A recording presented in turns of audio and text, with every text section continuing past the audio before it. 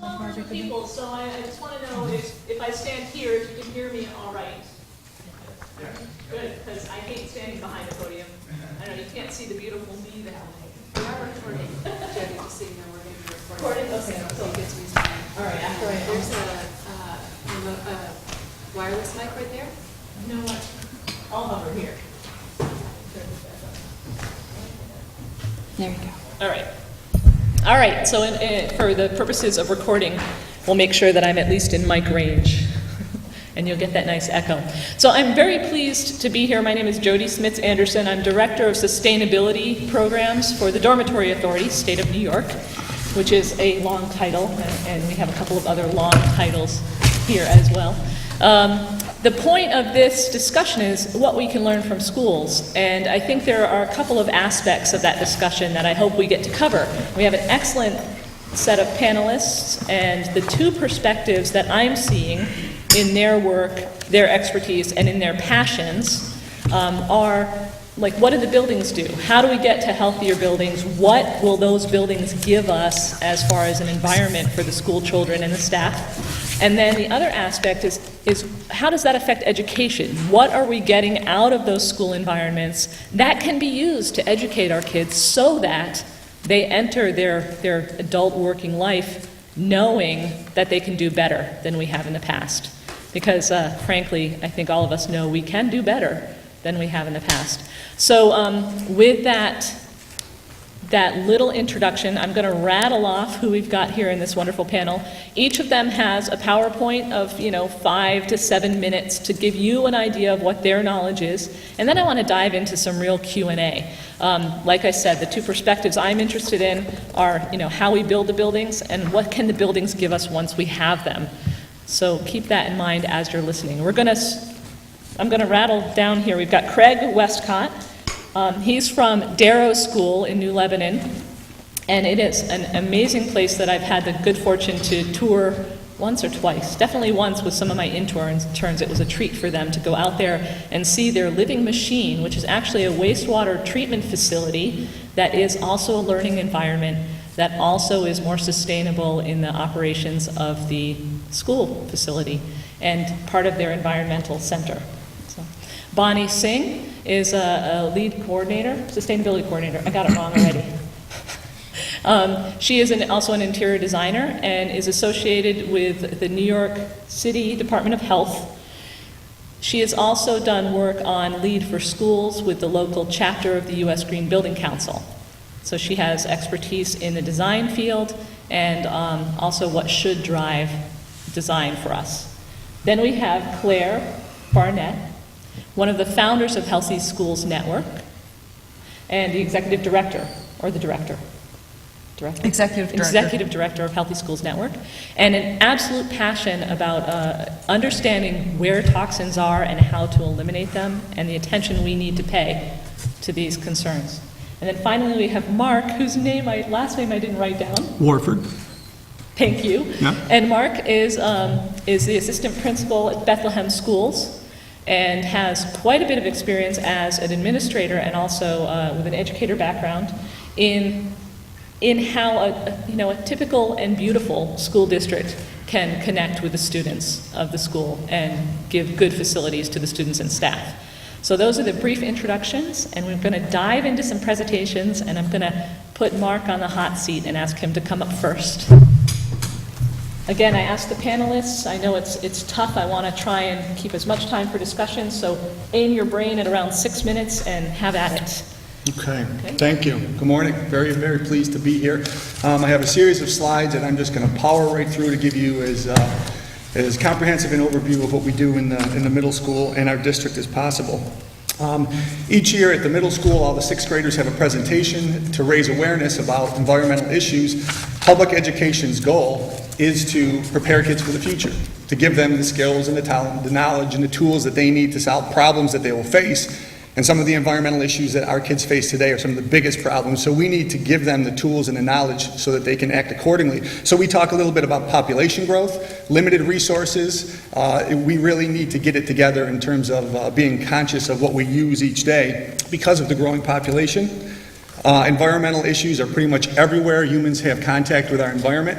So some of these slides, I go into more detail with all of our 6th grade class, but like I said, I'm kind of preaching to the choir here, so I'm going to go right through them.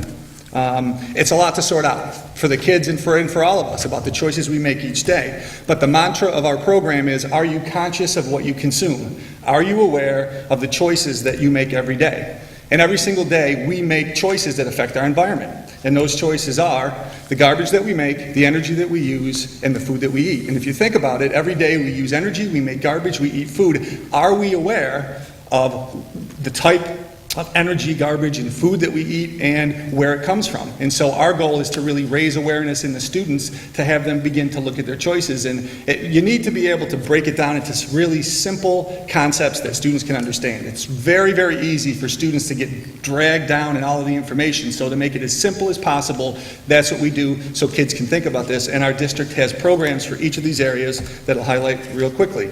In terms of the garbage that we make, we talk about just the incredible garbage facts about how much garbage we create. I'm not going to go through all of the information because, again, most people here are familiar with this, but it's important for kids to know, that we create almost 5 pounds of garbage per person per day. It's important information for them to understand if they're going to begin to make a difference. The amount of garbage that we create, not only in New York State but in our country, continues to increase every single year. The landfills available to put this garbage continues to go down every single year, so it isn't a far stretch for kids to understand that this is an issue that really affects them. Not only that, but also the type of garbage that we make really is either compostable or recyclable. We could reduce a tremendous amount of our garbage if we simply were conscious of what we consume and begin to make good choices, which is the goal of the program. So our goal is to decrease consumption, encourage kids to make less garbage, and for the materials that they have is to recycle and to compost. And our recycling program, especially our paper recycling, is great for a school district. Every room in every building in our district has a blue paper recycling bucket just like this. We also have commingled glass, plastic, and metal containers throughout the entire district. They all look exactly the same, like this. Prettles Recycling out of Schenectady is our paper recycler. They provide flip-top totes. These are some ones that we had borrowed when we first started, but we have Prettles in there. And what we do is we take those totes and we put them in 3 locations in the building. Every Tuesday and Thursday are recycling days, and so there's an announcement on our morning announcements that say today's a recycling day. 1 student from each homeroom should empty their blue recycling bucket at this time. 80% of the building, kids come out and it's quite neat because you've got 100 kids that are coming out of their rooms with all these blue buckets and they empty them into these different totes. So 85% of the building is now cleared of recycled paper in less than 5 minutes. Then teams of students go around and they pick up any of the rooms in the building that don't have a homeroom. Nurse's office, main office, conference room, phys ed. They get that done, and then what we do is we go ahead and we weigh them. This is a veterinarian scale with a beveled end. You roll the tote on there, you step off of it, subtract 40 pounds for the weight of the tote, and then what we do is we capture that data. And so every month we have an accurate totaling of how much paper we recycled. And then at the end of each month, we have a TV station in our building, and so at the end of the month we will announce for the month of October we recycled 1,750 pounds of paper. That means we saved 16 trees, 6,500 gallons of water, kept 58 pounds of pollution out of the air, decreased our oil use by 360 gallons, or whatever it is. So instead of having this kind of covert paper recycling operation where an environmental club goes around after school and all of a sudden the buckets are empty, it's a really building-wide and district-wide program where the kids are out there, they wait for the announcement, and then they hear every month what the benefits of their recycling are. So very easy to implement. Once it's in place, it really runs itself. There's not a lot that I do because the different groups know what their job is. We also have commingled glass, plastic, and metal recycling 1 through 7. We have cardboard recycling. One of the great initiatives in the middle school that has really taken off is we don't use plastic silverware, plastic utensils anymore. How wrong is it to have a district and have a building that tries to model sustainability but then ask kids to throw away thousands of pieces of plastic spoons and forks every single week? So it was a bit of a transition. It took a little bit of work with our food service coordinator, but we have replaced plastic flatware with metal flatware, and it really creates that closed loop, which is what we're looking for. And we're in the process now of getting this into the elementary schools and the other buildings in the district. But again, it models sustainability, which is what we try to do. We also recycle juice pouches and chip bags. The TerraCycle program is incredible. There's Ziploc bags you can recycle, many items. But the idea is to really give students the opportunity to model environmental stewardship. We have composters in the back of our school where we compost our food waste. So that encompasses the garbage that we make, the energy that we use. We talk about 80% of all the air pollution is caused by production and use of energy. We talk a little bit about how much energy we use as Americans, which is twice as much as any other industrialized nation. It's crazy that we waste so much energy. We talk about where our energy comes from. Most of it, fossil fuel, very polluting as opposed to renewable. So the goal of the energy that we use in the focus is to look at how much energy we use and conserve energy, and to really use energy that's renewable. We have 3 of our district buildings are Energy Star certified, and we're proud of that. Last program is the food that we eat. Again, we talk with the kids about how most of our food travels over 1,500 miles. Plus, it's grown in a way that's really not sustainable in terms of the amount of chemicals that are used to produce that food. So the goal of that program is to promote sustainable agriculture and local agriculture. We have a beautiful school garden on our school grounds. We have a number of series of raised beds made of recycled plastic lumber. So even the material that we use to build the garden is of a sustainable nature. This is a picture of half of the school garden. This whole section now is all raised beds made of plastic lumber that produce a tremendous amount of food.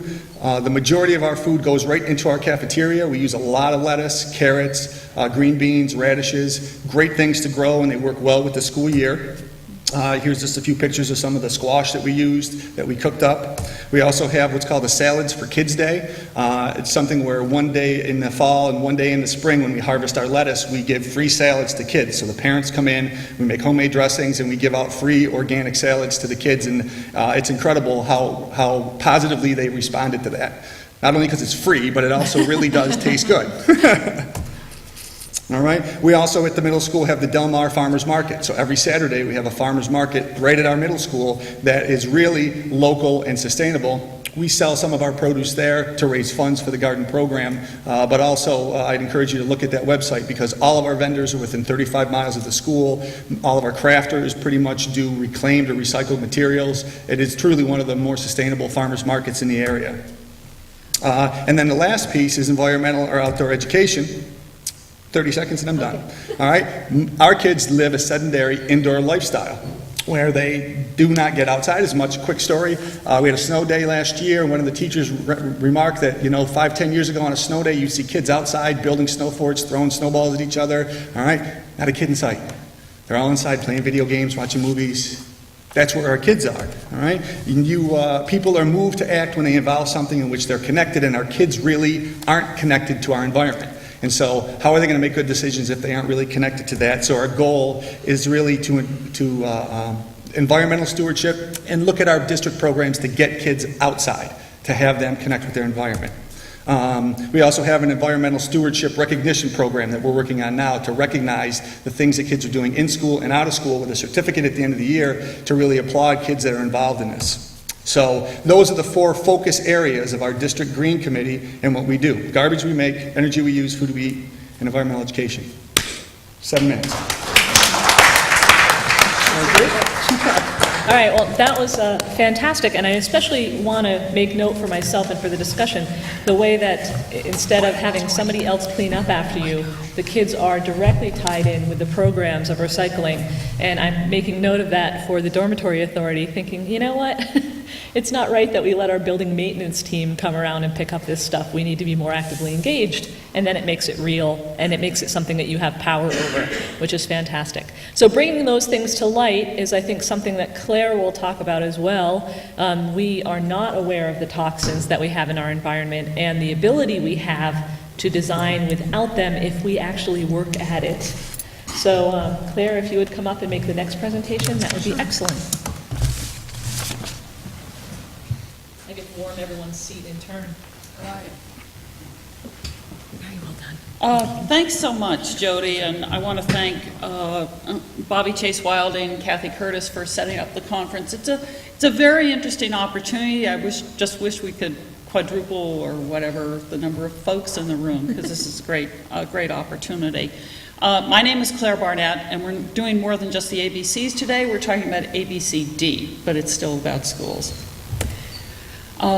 We heard this morning a little bit from the plenary speaker, Steve Bowes, about Children's Environmental Health 101. Kids breathe more air per pound of body weight, their skin is more permeable, they can't identify hazards. And so when you deal with children collected in one place, you have to take extra care, because very, very few, if any, standards are actually set to protect them, even when they're at home or when they're in childcare or in schools. And a lot of things I'm going to talk about today, quickly, because there's not a lot of time, have to do with childcare and schools, and they're really equally applicable. They're very different settings, different regulatory structures, different oversight, but there's a lot of crossover as well. So we know that children are biologically not just little adults. They eat, breathe, drink proportionally more per pound of body weight than adults, and they're still developing. Down below is a picture, courtesy of one of our friends in New York State, of a mold-infested cubby where children are supposed to put their coats, hats, and backpacks during the school day. Do you want your child to do that? No, but it happens. The same way that children are not just little adults, schools are not just little offices. Children actually outnumber adults in the buildings by more than 8 to 1, and everybody knows that, but you really have to bring people's attention to it and understand children's vulnerability when you start looking at how schools are sited, designed, constructed, operated, maintained, and their kinds of purchases that they do. There is actually no state in the country that records or reports student illness or injuries when they're in the school environment, but there are many systems that actually do that for school personnel. So looking at a couple of pictures quickly, which are a little bit on the unfortunate side, because we just had such a wonderful example from Bethlehem's school system about all the things you can do right and how successful it is. At the same time, on the left-hand side of the slide here is a picture grabbed at a local Staples, because children are very often, even in new green building designs, asked to use toxic products. Now, the whiteboards themselves may be green rated because they're low emission, but the materials you use to clean them and write on them with are in fact hazardous for children. So for us, when we were originally established, we operate a parent and school personnel technical assistance line. And we've had calls for years about toxic marker use and permanent marker use in schools. So we finally developed a new report. And I have some extra handouts here. We go through a lot of paper. But our guides actually look like this, but they're also free online. And there's a couple of extra of them up here. On the right is a picture that comes from New York City. And New York City actually signed off on a summer classroom for children with autism and emotional disabilities, and it was under construction while school was in session. This is a picture taken by the Daily News, and it ran in the paper. If any parent saw this and their child is the child with disabilities in this classroom during the summer, what do? The first thing they do is cry because they've already invested so much time and struggled so hard to get a 12-month program. We all have a long way to go. We did a national report. My office has been working nationally on conditions of schools and one of several federal laws on schools over the last 10 years. This comes from a report called the Six Schools 2009 report, which collected federal data and profiled state-by-state data and state-by-state policies that were underway, including many of the things that are happening here in New York. Our purpose here was to identify children at risk and who was actually attending to that. It's a free download from our website, which is healthyschools.org. In that, we also collected a number of other photos. And so this is really partially a bad news presentation here. In some school districts, certainly not with Darrow School and certainly not in Bethlehem, you will see ventilation ducts still boarded up and locked up. One of the reasons this happens is because they don't work. They haven't been maintained. Inside of this same unit, there are mouse droppings. In another building, the ceiling has leaked so badly that in fact pigeons and other animals have come into the building, and those are bird droppings and feathers inside the building in an upper story, which has now become the roof for the third floor.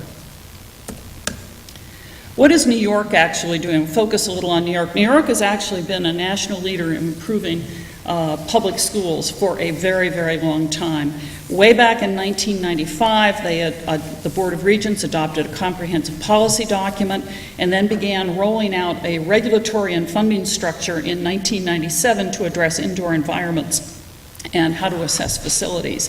In 1996, there was money in the Environmental Quality Act to replace coal-fired boilers in New York City schools. There were more than 300 of them at the time. The state also established minor maintenance and repair funds.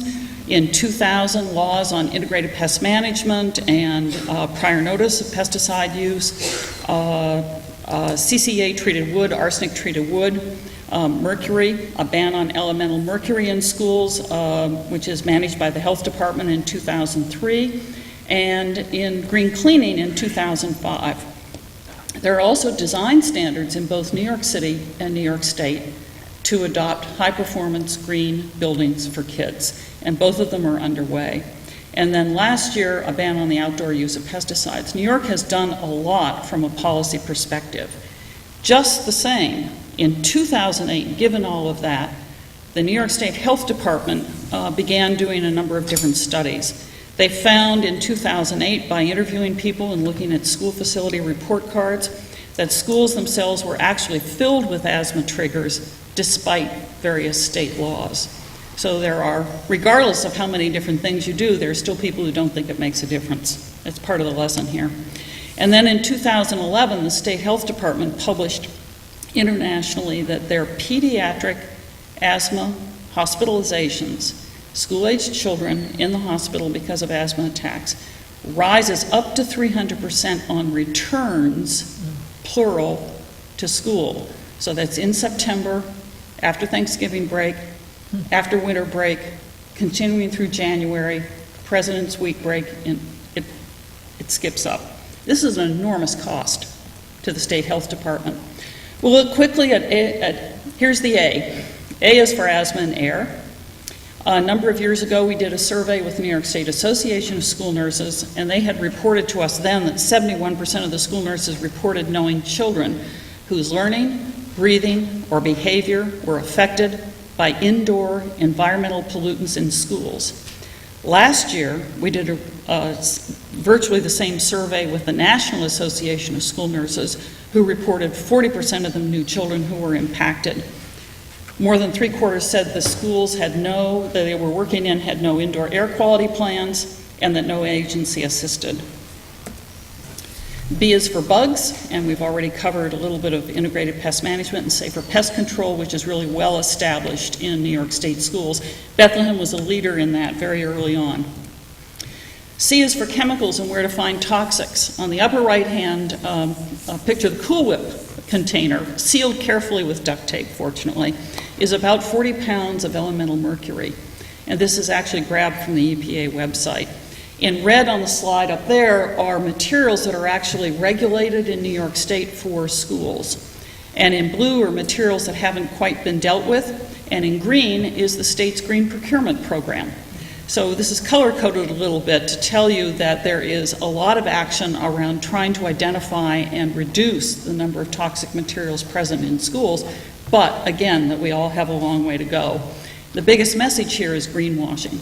Every single vendor, trade association, and manufacturer in the country likes to sell to schools, and they all have their own definitions of green, but they may not be green. You have to be really careful about that.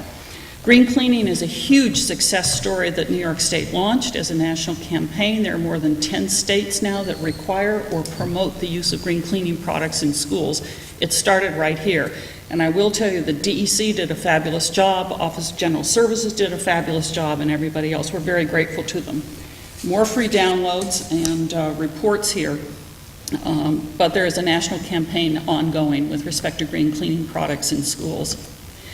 D is for design, and the design standard for New York State is actually CHIPS, New York Comprehensive High Performance Schools Program, that was developed between 2004 and launched in 2007.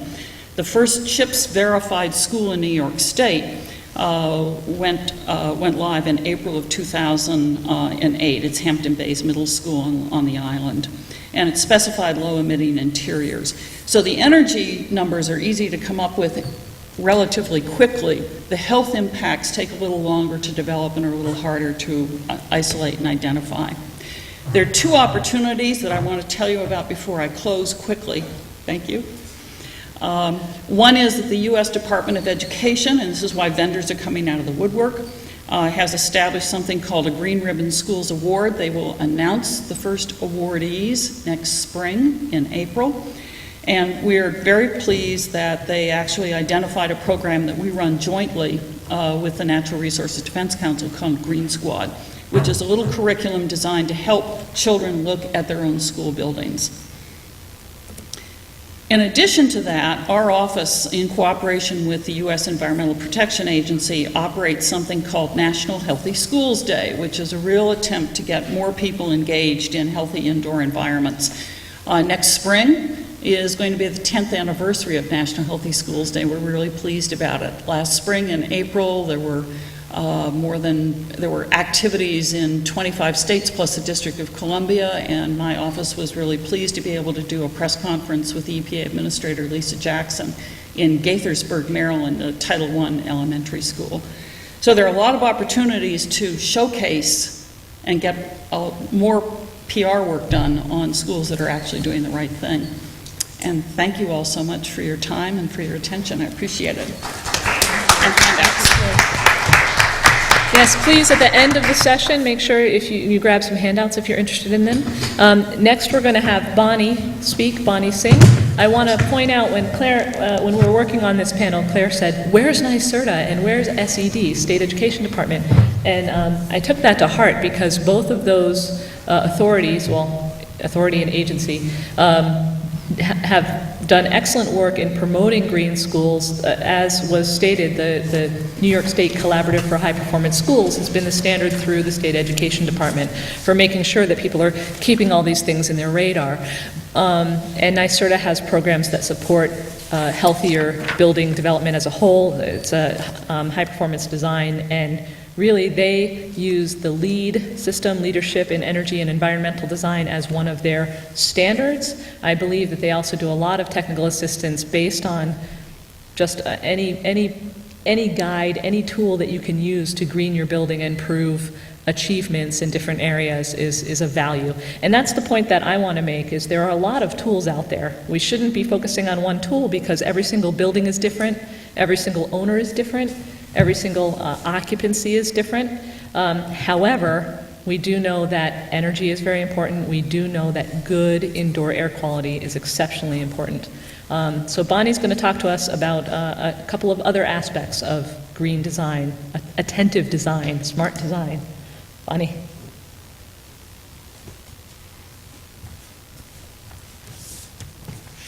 Thank you, Jody, for giving us a quick intro, and thank you, everybody, for being here. I'm going to talk about green design, LEED, and also active design. Currently, I'm working with the New York City Health Department to improve physical activity in buildings, so I'm going to talk a little bit more about that in detail. So first, let's talk about what is green design, what's a green school. So my perspective is either New York CHIPS or USGBC's LEED, because I'm a LEED coordinator, so I work with a lot of LEED schools and LEED projects. So what comprises of a LEED school? We have sustainable sites to improve active transportation, to improve the site quality so that the toxins are not released through the site for the students. Water efficiency, to improve the water quality in the building, and also to recycle the water and provide certain facilities for the students to understand that water is a source that we need to be careful about. Energy and atmosphere, like Mark talked briefly about, that amount of energy we use, we have to be attentive to that, so to provide that information in school and to give that, high performance equipment and HVAC units and stuff like that so that we improve the energy in the school. Material and resources, and Claire actually focus a lot on that, about toxins and materials that we use in the schools and how we can improve that for better health for students and faculty. Same thing with indoor environmental quality that Claire focused on. I'm not going to take time because Claire already focused a lot on that. And innovation and regionalization, which is what can we do as either as stakeholders or as designers or as people in the built environment to make sure that we do some innovative things and some things that are particular to a region that can create a better environment for the school. Let's put school in perspective. We've been talking this morning about schools. Why schools? Why are we talking about schools? 55 million students go to school, 5 million faculty. That makes 20% of America's population. That's a huge number that is in schools. That's why we're talking about schools today. Now, these are some strategies that LEED and New York CHIPS uses to green the schools. Alternate transportation, providing either transit or bicycle or running or skating tracks for the students who come to school. Water efficiency, providing water efficient fixtures. And also trying to use either gray water or black water by treatment. Green roofs, providing community gardens via green roof and also providing energy and atmosphere benefits. The biggest point here which I've highlighted is the interior environmental air quality, which Claire actually focused quite a bit on, is materials, mold, and acoustic comfort.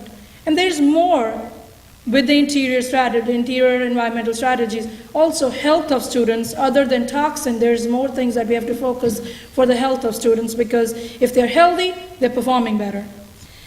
Energy and efficient lighting, provide good sources of energy. I've recently used chilled beam system in one of the schools that I worked in, and it provides a great source of energy. 100% outside air, no toxin, no repetitive air recirculated through anywhere. Daylighting, we have all read about the benefits of daylighting, how it can improve children's focus and how it can reduce energy. Joint use, where we have schools, it's very easy to either have the community use school facilities or the school use the community facilities, so that we are not rebuilding again and again just for the sake of building. Now, what are the advantages of green design or LEED design? Energy costs are all-time low when you use either chips or LEED. Students and health scores are higher. There's a case study that was done and that through USGBC that provides that they studied 30 schools, 33.4% improvement in energy costs, direct 50% energy savings, and 32.1% water savings. So what are the biggest benefits here with green design for schools is the increased 3% productivity and decreased 3% teacher turnover, which is very important because the teachers are leading us in the right direction. When I'm talking about this increase in productivity and learning and performance, I also want to focus on the second part of my presentation, which is about physical activity in school. Now, when we have physical activity, strategies have shown that physical activity has proven to improve the condition of children's mental health. So the better they are, if they're physical, they are better performers. They're better grades. With that, I'm going to introduce a little bit about active design. I'm working with New York City Health Department to improve physical activity in buildings and especially in schools. So what is active design? There is a free guideline that you can download from their website, which is shown here, New York City gov-ADG. The first chapter talks about how active design of physical activity affects us, and then what are the strategies we can use, and then lastly it talks about the synergies between LEED, between CHIPS, between any other green design strategies that we use, and how it's related to active design. Also, New York City's Health Department has worked with USGBC to create a LEED innovation credit for physical activity in buildings. And I have information on that. Please, I'll give you my cards and please feel free to contact me with that. And we provide free technical information about how to achieve that credit. So strategies used for that could be provide bicycle storage so kids do ride bicycle to school. Provide motivational signage right next to elevators and next to the staircases, so not only kids but teachers also use these staircases because they need to have that much physical activity. This sign has been distributed, over 20,000 signs have been distributed in different commercial buildings saying burn calories, not electricity, and it has motivated so many people. The stair design has to be very innovative and very, very pretty. Bethlehem School has a very good stair design. Actually, I worked on that project, so I know that it actually attracts kids to use the staircases. And like Mark said in his presentation briefly, he mentioned kids mostly, they're using their phones, they're using video games, they're just sitting. So let's promote physical activity in school. And then schools have gymnasium, but let's create more outdoor play areas or indoor play areas. Simple, fun ways with color coding just to increase physical activity for students. Lastly, what can we do? We can go to USGBC's website for getting information about LEED. Go to Center for Green Design, which is a great resource to see how you can green up your school, how you can improve your school. That's what I have mostly used for my LEED presentations and LEED schools and information I need. And also download the active design guidelines from New York City's health department. If you need any information about how to do the active design, need technical assistance for innovation credit for your next LEED project, feel free to contact me via Sean because I don't have an email address there yet. So thank you very much for all being here. Thank you.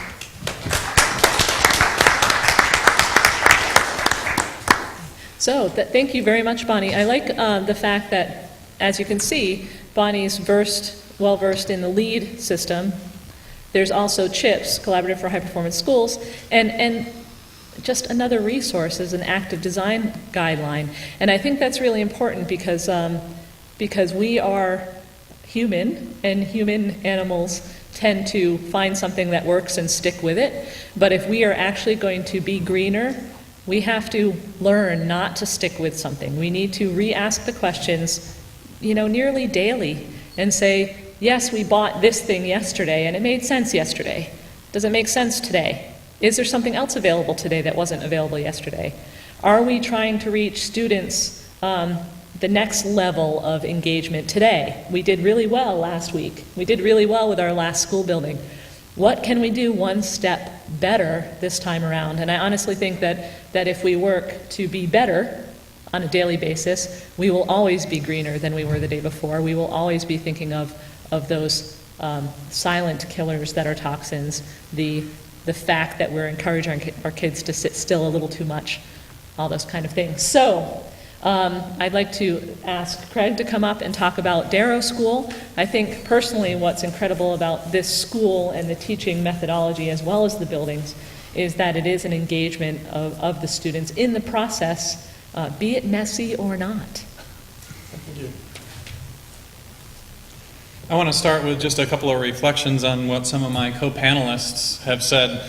Thinking about those 55 million students and how we need to take care of them inside is absolutely important. And then from the education perspective, as a career educator, I also think of the tremendous opportunity that we have with those 55 million kids. Those will be the next teachers and lawyers and government officials and decision makers. And so the ripple effect that educators can have and schools can have is tremendous. That's where environmental consciousness needs to start. That's really what Darrow is about. Providing individual attention. It's a small school in number, about 120 students right now, large in buildings and land. We have about 465 acres and 22 buildings. We don't maybe have the kind of effect that public schools do, and so the idea that we're focusing on public schools today with a little bit of a story from a small independent school at Darrow. I had the opportunity in 2004 to come to Albany and speak at the NYSERDA Energy in Schools conference, and they asked me to talk about using school buildings as laboratories. And so this talk that I'll give here for the next 5 minutes or so is a little bit of a Frankenstein version of that, with some new things. New thing number one being Darrow School Growing Greener. This is our sustainability brand. The idea of branding sustainability in schools to try to both work on the student end and the faculty end as well as the public at large seems to make an effect.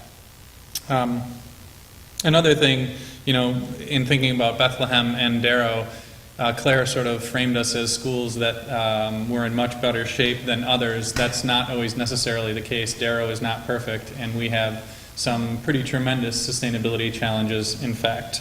And hopefully the story that I'm about to tell will highlight some of those as well as some of the things that we've done to address them. That is the tannery. It was built in 1847 by the Shakers, and it was used to tan skins. It is now our ceremonial building. It was a chapel for many years and still sort of is, though we're secular. We graduate in there. We have the prom in there. We have a meeting for reflection every Friday morning in there. I guess this is on auto. Advance. That's too bad. You can hit back and go back to this one. Maybe that was just that one. So the tannery is at the top of the screen there, and that big circle envelops the Sampson Environmental Center, which was built in 1998. So the campus was the Mount Lebanon Shaker Village. And so 22 of those buildings are historic and 4 of them are modern. One of the infrastructures that we inherited from the Shakers was the wastewater delivery system and treatment system, which is basically septic to leach. And in '98, it was seriously failing, and we decided to do something about it that was an environmental solution. And so we began to build what is referred to as the living machine. It was the first one built in a secondary school campus in the planet. It's been operating for almost 14 years now, and basically it's an indoor constructed wetland where all of the gray water and black water at the school is routed into a series of tanks that mimic wetland processes.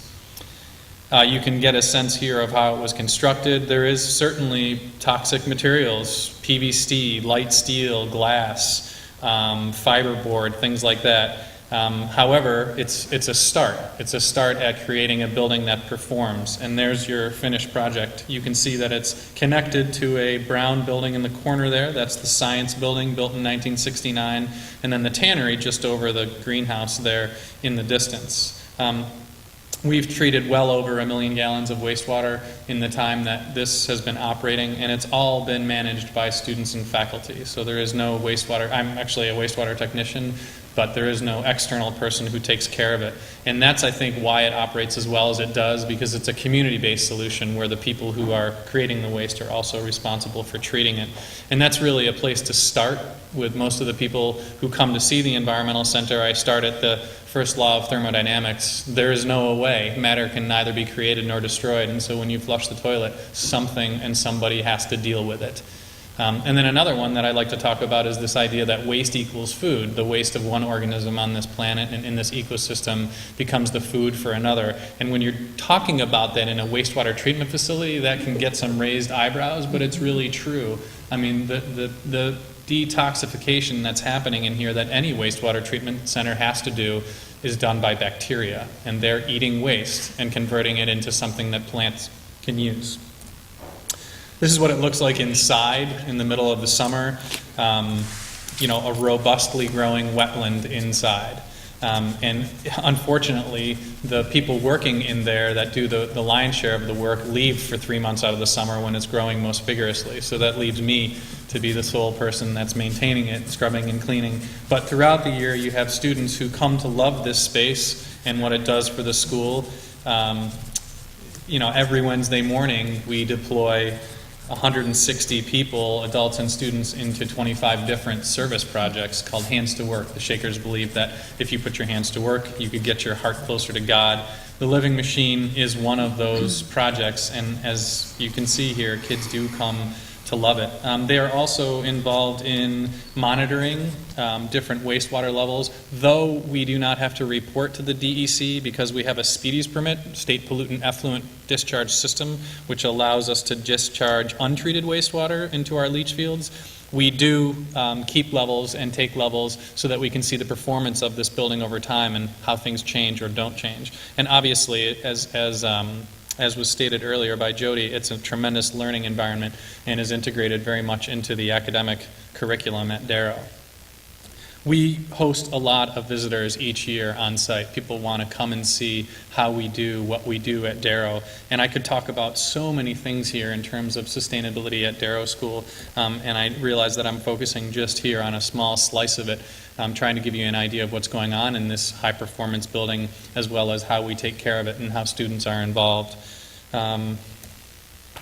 That's the solar photovoltaic array that NYSERDA gave us as part of the School Power Naturally program that started in 2004. It's 2 kilowatts. It provides a bit of electricity. It provides a lot of educational opportunities and has really stimulated interest in Darrow School on a broader scale in terms of sustainability education and what we're doing on site. It does not even come close to even powering the aeration pump. We use this pump on the left is a 6.5 horsepower aeration pump that draws about 35,000 kilowatts a year. And so that the array doesn't even come close to powering it, but it's a start. And like I said, it's done other things for Darrow, and we've learned a lot from this building. One of the things that I hope you leave with is something that Darrow embraces, which is the most sustainable building is the one you never build, which is kind of the idea of a school being in a former Shaker village. They gave it to us to live and work in. There have been 4 modern buildings built, 2 out of necessity and 2 because they were really good ideas. The first really good idea was the Environmental Center that I've shown a little bit of. The next really good idea was the Jolene Art Center. So this building was finished in 2002. And as you can see, if you can think back to some of those images of the Environmental Center, it very much fits that same aesthetic of the Environmental Center, many of the same materials, many of the same types of systems to ensure energy efficiency, indoor air quality, and also a learning environment that has ample daylighting and really positive indoor air quality, even though it's a ceramic studio, drawing and painting labs, wet photography, and furniture design, so some potential toxins in there. You can see this next slide. Students have been involved in the past few years at looking at energy performance. That's a thermographic image of that building right there. And so we, again, partnered with NYSERDA to do an energy audit of the entire campus and then have turned that energy audit into the cornerstone foundation for a fundraising campaign that we're also calling Growing Greener. And after I leave this conference, I will go on the road out to Western New York to see if I can get some other alums interested in funding Growing Greener. We don't take any state funding, and so that's something that's different than what some of the colleagues here are doing. You can see how a modern building performs. You don't see very many hot zones on that building. Lots of nice blue and green, cool. This is Ann Lee Dormitory. It houses about 20 boys and 3 or 4 faculty members, and this is how that building performs. So you can see that we have some really serious energy management challenges, which also means that we have some interior air quality challenges as well, similar to some of the ones that we saw from Claire's presentation. Again, this building has just received several energy conservation measures: attic insulation, exterior wall insulation, foundation insulation, etc. So this building is going to perform much better as time goes on, both from a conservation standpoint as well as a human conservation standpoint. There's a picture of it being blown-in wall insulation outside of the dorm. And this is our next project. This is the science building that the Environmental Center is attached to. The text might be a little bit small to read, and I realize I'm going quickly, but there are a lot of issues with this building that we're trying to address with an energy efficiency and sustainability in education retrofit. The Environmental Center, like I said, has given us a lot of attention. We were gifted 4 wind turbines by an alum from the class of '49 that we put on top of the science building. He wanted to catalyze further our ability to study energy production from alternatives, and we have used this particular gift to catalyze Growing Greener as we move forward with the fundraising campaign. Thanks for your time.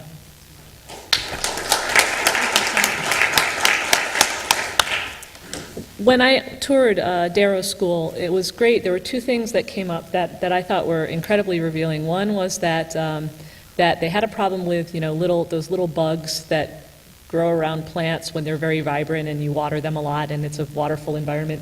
And wow, talk about using a wetland approach and planting some pitcher plants and some of the things that would automatically deal with the bug problem and be part of a constructed wetlands environment. That worked very well. I think it's still working for you. The other thing was that, and you know what, I might be getting my living machines confused, but didn't you add some summer programs in order to maintain the thing with a living machine is you need to have kind of food all the time, right? And part of that process. But a school typically has fewer programs in the summer. So in order to keep the machine vibrant, it really needed more inputs into the machine, more wastewater. And it ended up being an opportunity for them to rethink some programming and add some programming in the summer that actually benefited the school as far as the bottom line and the understanding of how the operational decisions would be made. And it helped the machine to maintain its own efficient processes. So I think that we need to look at those kind of mutual benefits in schools and in, you know, the decisions we make. This is the Q&A portion. I've got some backup questions, but I don't want to use them. I'd rather get questions from you guys. So stick your hand up and then identify yourself briefly and shout out your question, please. And you guys, in order for the recording, push the little button in front of you and make sure the light's on so that your voice goes into the recording. Okay, please, questions. Yes, sir, please. Hi, I'm David Richard from Dryden, and this is for Mark. I wanted to applaud when you went from plastic silverware to the real deal. Yeah. I'm sure you've had some bumps in the road, but dollar-wise, how did you make that move? Did you have existing facilities who were already there? Did you have to put in a new line to service all that equipment? Yes, we had an existing dishwasher in the cafeteria that we were using trays.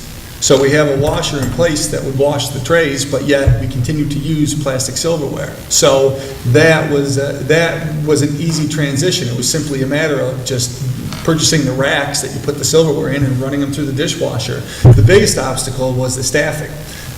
People were initially opposed to what they perceived to be the additional work of sorting silverware. But yet what we found over the past 3 years was that it's really negligible. You have to, if you use plastic silverware, you've got a box somewhere, you've got to bring the box out, you've got to pull it out, you've got to put all this plastic silverware inside of the individual compartments, and in the end, simply running them through the washer, you're kind of doing the same work, but in two different ways. So it was easy for us to make that transition because we already had a washer inside of our cafeteria. I want to applaud you. Thank you. If I can just jump in and add another perspective with Darrow's experience with silverware and washing, one thing to think about is the trays themselves. We eliminated trays altogether a number of years ago as an attempt to eliminate food waste or reduce food waste, because students would grab, a lot of food and then it would end up in the waste bin. I know that in the public school environment, maybe that happens less because they're actually paying for it, but in a boarding school environment, you have 3 squares a day as part of your tuition, and so we were able to reduce food wastes by eliminating trays. You also have to reduce how many times you have to run that dishwasher by eliminating trays as well. And then the other thing, for stopgap measures, or if we have an outside meal or something like that, we've been able to purchase cornstarch-based single-use plates and silverware and cups. It's a little bit more expensive, but we're able to then compost them and make dirt out of them. And the last thing I would say about it is thinking, and really, if you do something like that, exposing students to the idea, okay, we're trading something here, there's a trade-off. If we're not going to use these single-use things and we're going to start to use a dishwasher, not only are there the staffing costs that we're going to have to deal with, but where's all that wastewater going? How is it being treated? How is that changing our footprint? That's a great point. I want to bring up an article I ran across, probably 8 months ago. A school in Connecticut had been washing their own plates and silverware, but due to a water shortage in the state, they opted to purchase paper plates for a while. And I was traumatized when I read that, because nobody had gone through the life cycle and realized how much water is actually part of the creation of the paper plates. And really, if you did all the math, they were using more water in the end game. Granted, they weren't using it themselves, but it was being used in order to produce those paper plates. So that's something else we're not very good at. We're good at seeing what's right in front of us, But tracking back and forward is very important for a really robust decision. In every system in a school, that you can either model being conscious of what you consume and being aware of the garbage that you make, or you can just make it easy to throw things away. And so with the paper plates, everything that students can just simply throw away is something that they don't think about, what is my footprint on this planet. Questions? Yes, sir. If we could clarify, I'm sorry, I forgot who presented this, but the Green Ribbon School Awards, Yes. is this something that all schools are involved in automatically, or schools have to? No, they have to be nominated. It was just announced by the Secretary of Education, Arnie Duncan, at the end of September. The Department of Education does have a Green Ribbon Schools site. The way a local school would get nominated for consideration is through the chief state school officer. So each state education department has to set its own criteria, which I think New York has now done, and then forward a nomination. It's open to both public and private schools, although they anticipate that in the first year they may only do 1 or 2 awards per state. It's a trial period. You're welcome. One comment, if I could make it, on cafeterias, only because my younger son taught environmental education there for a while. Frost Valley YMCA in the Catskills composts every single piece of material that comes out of the cafeteria. It's a full composting, and has been for years. So it's an interesting process to watch. I'm not sure the public schools, given all the burdens and opportunities and challenges in public schools, I'm not sure it's a great option right now, but it's a very interesting model. And one comment about New York CHIPS. New York CHIPS was actually developed by State Ed and by NYSERDA to address indoor environments in schools. And that's because the National Research Council said that in 2006, there was literally no evidence that conventional green buildings provide health benefits. And in another study in 2006 out of Carnegie Mellon, the estimate was about $63 out of every $74 in conventional green buildings were attributable actually to the health side and the health equation. And then this year, underscoring the issue again for all of us, was the Institute of Medicine in 2011 published that indoor environments today are damaging human health, which we covered a little bit today, and that there are plenty of opportunities to change that equation. But the green buildings aren't necessarily the answer because of the lack of focus on indoor environments. So there are requirements for indoor environments as opposed to options or credits for indoor environments. It's important to fulfill all the credits you can do. Right, I think that's always been a shortage with a lot of the rating systems, is they've started with energy, which is the most palatable thing for people who are looking at return on investment strategies. And we're past the time where we need to get up to snuff on balancing all of the aspects of triple bottom line, including productivity and health and well-being and satisfaction. I've always been a proponent as a designer that you can buy the greenest countertop in the world for your home. Let's keep it down to one product, But if you hate that countertop, it can't possibly be green because you're going to rip it out in a couple years and replace it. So you have to be educated and content with your choice, as well as understanding that it needs to support your health. We're foolish if we build things that don't protect us, which I think is a great thing to keep in mind. More questions, sir? Greg Gillespie, Okra. How are you guys with the green build and green initiative to get these designs in the school, targeting and retrofitting older, more dilapidated school systems? I mean, at the city of Syracuse School District that is having problems keeping existing infrastructure in place, closing buildings. How do you target green design, rebuild, and retrofit for those districts that are probably in the most need? I'm sorry, I just want to quickly answer your question because I worked on that school district and they are doing 4 lead projects for the district because of all the problems they're having with their school buildings. And they have a lot of energy issues, and I know they have a great recycling program with Okra, and they compost all their materials, all their food waste, everything through Okra, even milk cartons, even wasted milk. They have been doing a lot of work.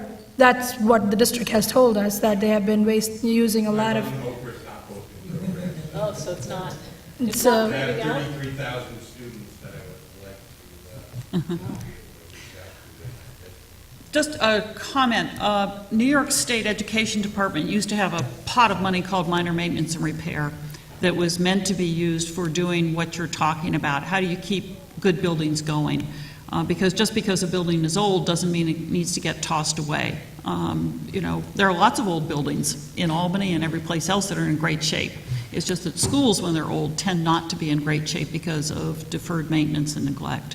And sometimes it's because people literally don't know what they're doing for the building, or they don't want to figure out what to do about the building. It's been an enormous frustration, I know, at the State Ed Department and the Office of Facilities Planning, and enormous frustration for some of the other agencies.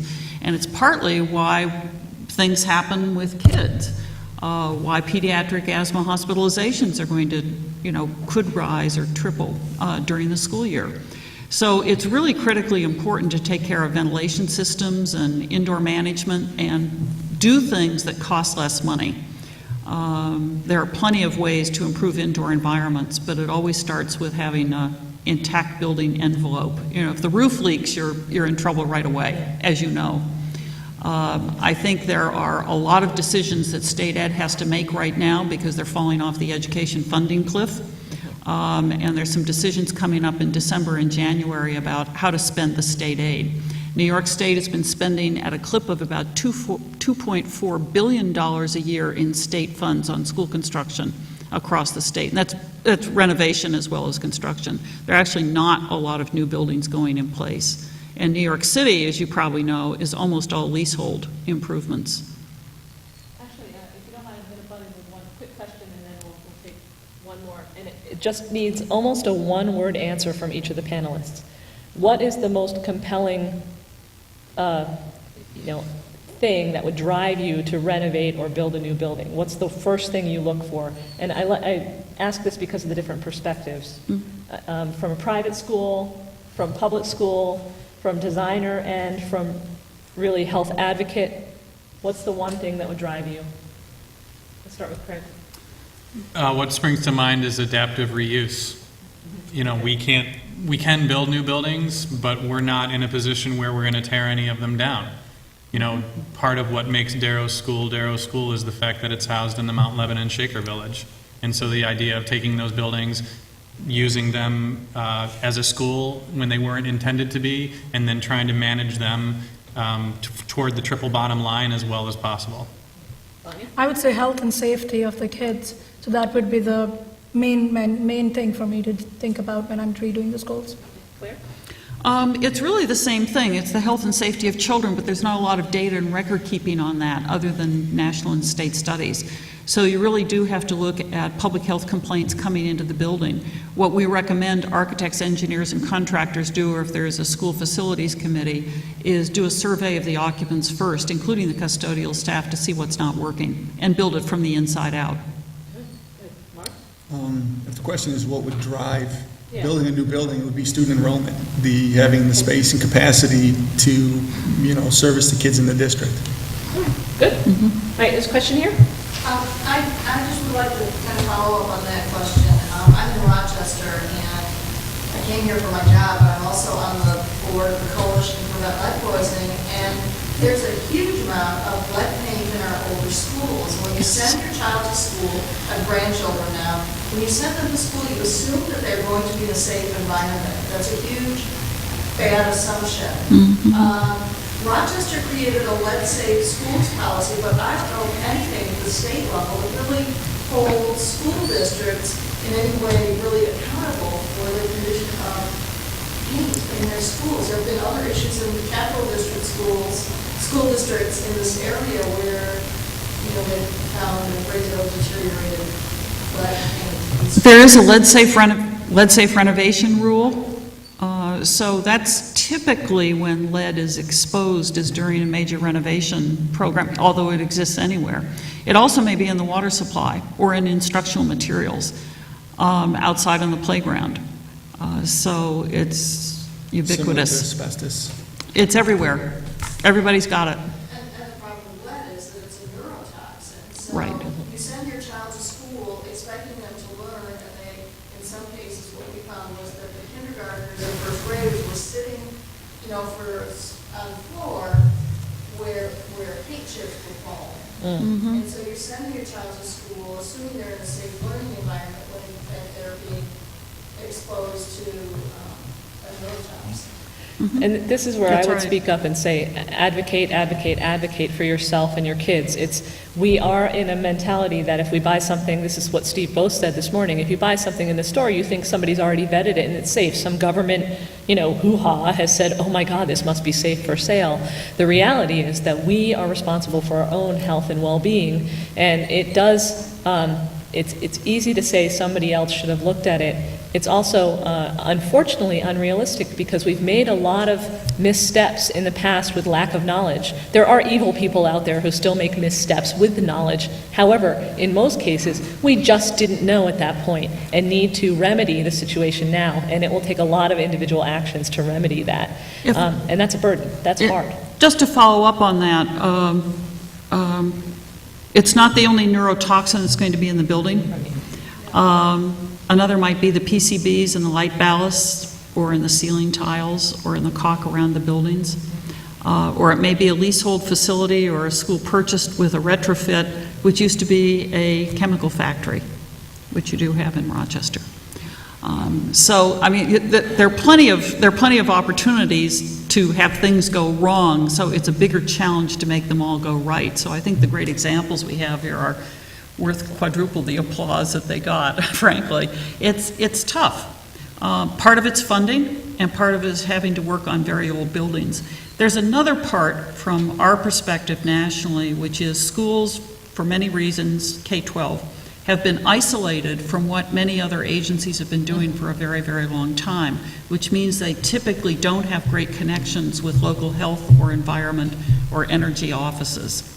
And so that isolation has created an area where they've not been looked at carefully for some of the things that you're talking about.